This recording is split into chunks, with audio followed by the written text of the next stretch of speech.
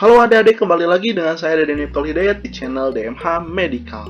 Nah, di video kali ini saya mau memberikan informasi ke adik-adik semua 3 hal yang menyebabkan adik-adik tidak bisa masuk Poltekkes atau gugur di seleksi masuk Poltekkes.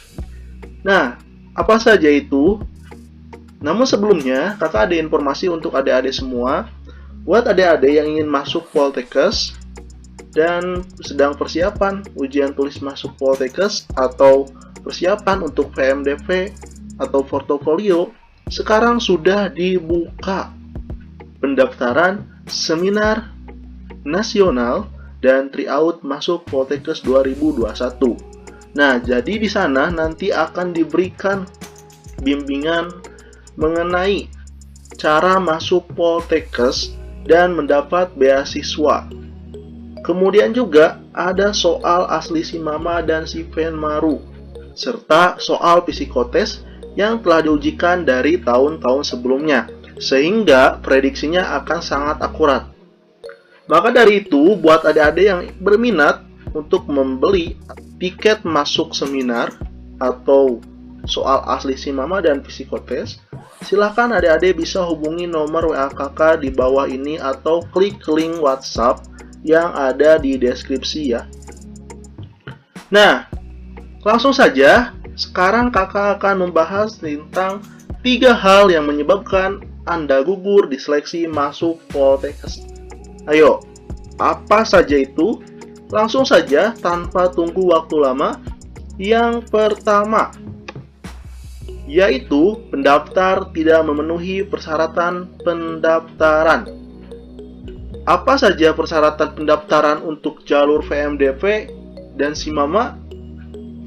Oke, untuk persyaratannya apa saja? Jadi untuk persyaratannya itu ada yang umum dan ada yang khusus. Untuk yang umum, yaitu dari segi asal pendidikan. Jadi adik-adik biasanya di kebanyakan Poltekkes itu sekarang bisa menerima dari SMK asal SMK Kesehatan dan SMK yang jurusannya sesuai dengan yang ada di Poltekkes, misalnya Reka Medis dari Multimedia.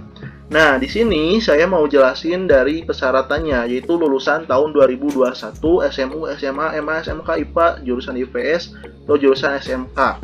Kemudian tinggi badan minimal harus 150 cm. Oh iya, ini untuk tahun 2020 juga bisa mendaftar. Tapi kembali lagi ke kebijakan Poltekkesnya. Nah, untuk tinggi badan minimal untuk perempuan yaitu 150 cm, untuk laki-laki 150 cm, dan untuk jurusan yang khusus misalnya Reka Medis, Gizi, dan Farmasi yaitu boleh 147 cm untuk perempuan dan untuk laki-laki 150 cm. Nah, buat adik-adik yang persyaratannya tidak sesuai dengan tinggi badan tersebut, maka tidak diizinkan untuk mendaftar karena nanti akan dieliminasi atau digugurkan ketika tes kesehatan. Kemudian berbadan sehat jasmani, tidak buta warna, kemudian tidak tuna fisik, kemudian tidak mengalami gangguan-gangguan psikologi atau gangguan-gangguan jiwa. Kemudian selanjutnya untuk persyaratan khususnya nih Dek. Jadi untuk persyaratan khususnya yang pertama yaitu pada saat mendaftar peserta adalah siswa kelas 12 SMA, MA, SMK yang sesuai dengan kebutuhan program studi. Tapi kembali lagi dengan kebijakan masing-masing Poltekkesnya, apakah bisa untuk lulusan tahun 2020. Kemudian satu siswa hanya dapat memilih 2 program studi atau 3, tergantung kebijakan Poltekkesnya. Bahkan ada yang hanya memberikan 1 program studi. Nilai rapot, ini untuk nilai rapotnya, ya dia bisa baca. Surat pengantar dari rekomendasi kepala sekolah, kemudian memiliki prestasi itu diutamakan sekali, kemudian membayar biaya pendidikan, membayar biaya pendaftaran, dan lain sebagainya.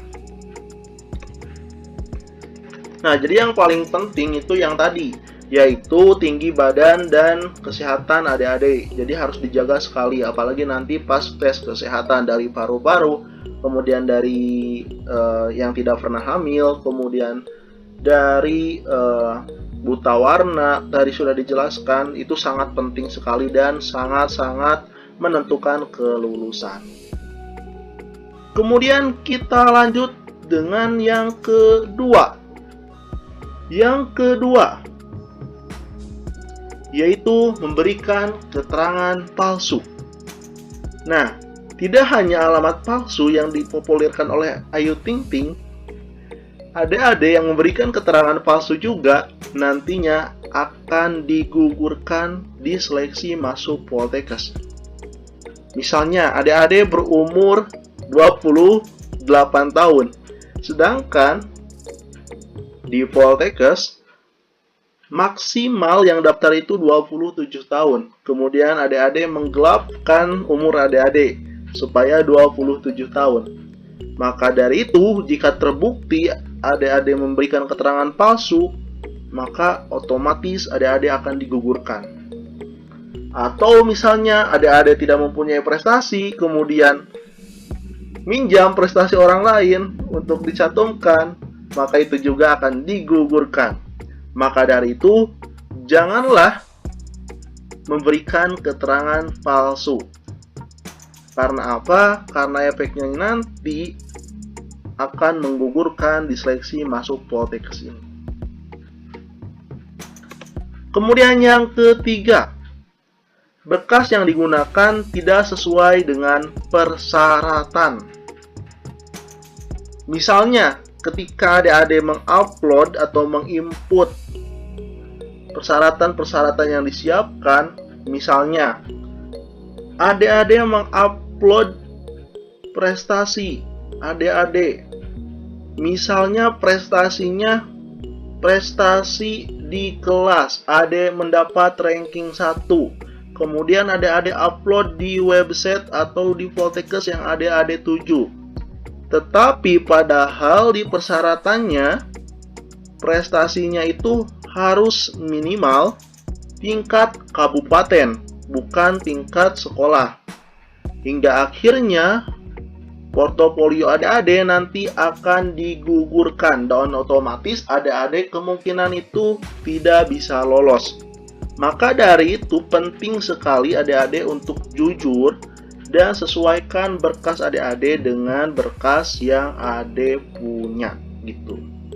Nah, itu dia 3 hal yang bisa menyebabkan adik-adik gugur di seleksi masuk Poltekkes. Maka dari itu penting sekali untuk memperhatikan persyaratannya terlebih dahulu, membacanya persyaratan seleksi masuk Poltekkesnya terlebih dahulu sampai paham. Jangan terburu-buru mengisi datanya karena nanti data tersebut akan berpengaruh ke kelulusan adik-adik.